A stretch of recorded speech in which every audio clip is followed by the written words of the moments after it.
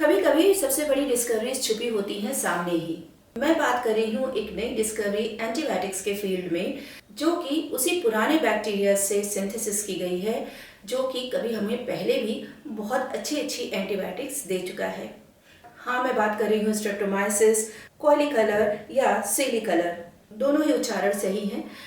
ये एक Latin word है जिसका अर्थ है आसमान का रंग, यानी कि थोड़ा ब्लूइश कलर। जब हम बात कर रहे हैं स्ट्रेप्टोमाइसिस की, तो मुझे पता है आपको याद आ गया होगा एक एंटीबायोटिक स्ट्रेप्टोमाइसिन। इसी बैक्टीरिया से हमने स्ट्रेप्टोमाइसिन, टेट्रामाइसिन जैसी दवाइयाँ विकसित करी हैं। ये एंटीबायोटिक्स अभी तक बहुत इफेक्टिव रहे थे और बीमारियों से लड़ने में मदद कर रहे थे।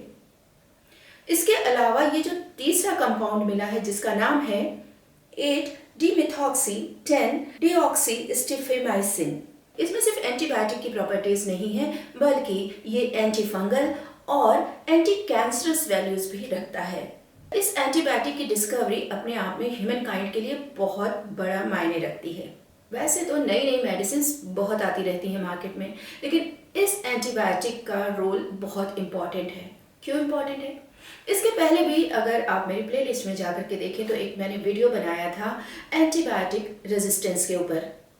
एंटीबायोटिक रेजिस्टेंस वो बला है जिस कारण से ह्यूमन लाइफ को एक थ्रेट मिल रहा है।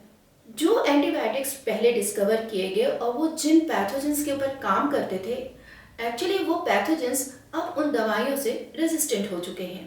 कहने का मतलब अब अगर वो बीमारियां होती हैं तो उन्हीं एंटीबायोटिक्स का असर बहुत कम या नहीं हो रहा है, जिस कंडीशन को हम बोलते हैं एंटीबायोटिक रेजिस्टेंस। ये प्रॉब्लम हमारे देश में या विकासशील और गरीब देशों में ये प्रॉब्लम बहुत ज़्यादा है। क्यों?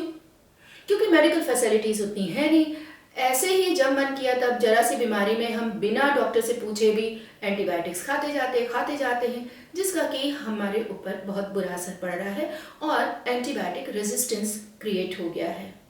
ऐसे में ये जो नया एंटीबायोटिक आया है 8-डिमेथॉक्सी 10-डीऑक्सीस्टिफेमाइसिन, ये उस जगह पे भी काम करेगा जहाँ पे एंटीबायोटिक रेजिस्टेंस क्रिएट हो चुका है। यानी कि एक नई ऐसी एंटीबायोटिक जो पुरानी एंटीबायोटिक के फेल हो जाने पर भी काम करेगी। ऐसा है कि बैक्टीरियाज बहुत जगह पे पाए जाते हैं, जैसे कि सॉइल में या समुद्रों की सतह में या फिर मैंग्रोव्स की जो एरियाज होते हैं डैम, वहाँ पे ये पाए जाते हैं। इनकी खासियत होती है कि ये अपनी लाइफ में नए नए कंपाउंड्स बनाते जाते हैं और इसी नए कंपाउंड को खोज निकाला है साइंटिस्ट लोगों ने, जो कि बहुत ही काम का है। और इसके सिंथेसिस में एक बहुत ही नई टेक्नोलॉजी इस्तेमाल की गई है जिसे बोलते हैं मेटाजेनोमिक्स। मेटाजेनोमिक्स और कुछ नहीं बल्कि एनवायरमेंटल डीएनए सीक्वेंसिंग है। अब ये एनवायरमेंटल डीएनए सीक्वेंसिंग क्या है? मुझे लगता है इसके ऊपर मुझे नेक्स्ट वीडियो में डिस्कस करना चाहिए। तो इस बैक्टीरिया और इसमें पाए जाने वाले नए कंपाउंड का नाम याद रखिएगा। बिना ज़रूरत के छोटी छोटी बीमारियों में एंटीबायोटिक्स खाने से परहेज करिए। Thank you for watching. जय हिंद।